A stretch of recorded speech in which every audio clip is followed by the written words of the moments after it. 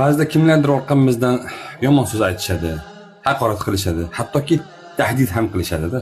Ularga jim turganligimiz, ulardan qo'rqqanligimizni yoki ularga bergan javobimiz yo'qligini bildirmaydi. Shunchaki biz ular turgan mavqega tushishni istamaymiz.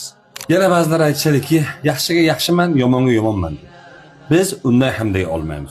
Chunki Rasululloh sallallohu alayhi vasallam aynan shu odatdan qaytardi. La takunu imma bo'lmanglar degan. Ya'ni in ahsanan nasu ahsanna va in zalamu zolamna.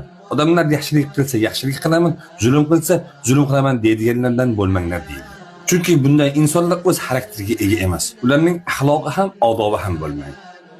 Ularning axloqini Qur'on va sunnat emas, ularning muxolifi bo'lgan qarshisidagi inson belgilaydi. Ya'niki insonga insonman, hayvonga hayvonman deyshadi. Biz esa bunday sifatlardan Alloh azza va jalladan panoh so'raymiz. Alloh bizlarni suratlarimizni go'zal qilgani kabi axloqimizni ham go'zal qilsin. Assalomu alaykum va rahmatullohi va barakatuh.